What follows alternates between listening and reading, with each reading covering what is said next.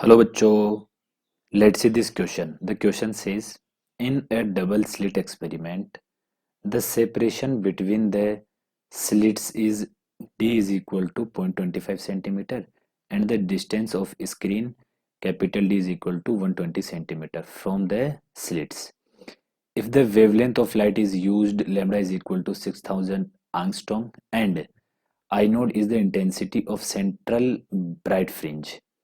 What is the intensity at distance x 4 into 4.8 into 10 raised to power 5 meter from the central maxima.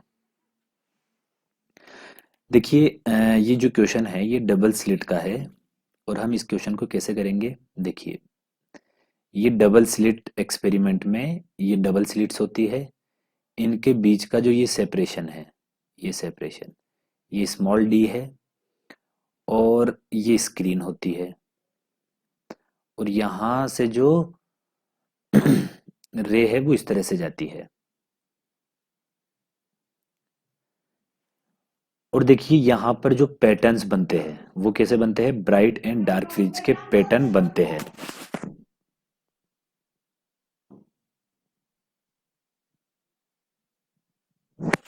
Pattern of bright and dark fringe, dark fringe, ठीक है। और हमें बोला गया है कि हमसे यहाँ पूछा गया है कि सेंट्रल मैक्सिमा से क्या बतानी है, इंटेंसिटी बतानी है, ठीक है।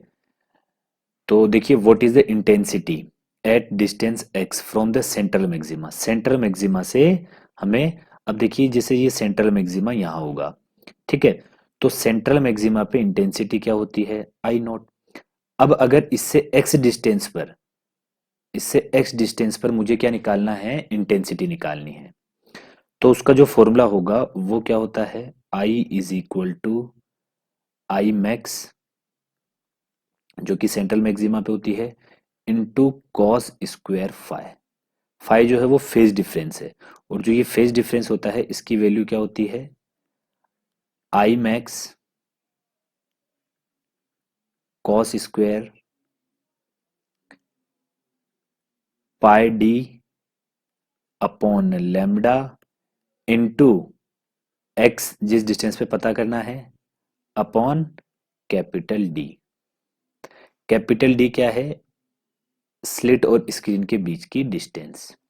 अब ये सारे वैल्यू मैं इसमें पुट कर देता हूं तो I इज इक्वल टू हो जाएगा आई नॉट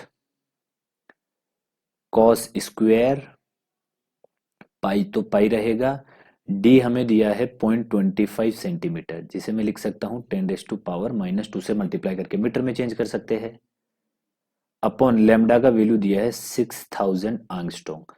आंगस्ट्रोम को मैं मीटर में चेंज करूंगा तो 10 रेज टू पावर -10 से मल्टीप्लाई कर दूंगा, इनटू एक्स का वैल्यू हमें गिवन है 4.8 into 10 raise to power -5 upon जो कैपिटल डी है उसका वैल्यू दिया है 120 इंटू, देखिए 120 सेंटीमीटर दिया है उसे मैं मीटर में चेंज कर लूंगा तो 10 रेज टू पावर -2 से मल्टीप्लाई कर दिया। तो I is equal to I not cos square. जब इस पूरी क्वांटिटी को जब मैं सोल्व करूंगा तो मेरे को वैल्यू मिलेगी पाई बाय 6, ठीक है। और हमें पता होना चाहिए कि पाई बाय 6 जो है उसका वैल्यू होता है, cos पाई बाय 6 का होता है √3/2। तो यहाँ हो जाएगा √3/2 का स्क्वायर और √3/2 के स्क्वायर को हम लिख सकते हैं 3/4, आई not 3/4। That means the final answer is this. Final answer is I not 3/4. Hope you understand it well. Best of luck.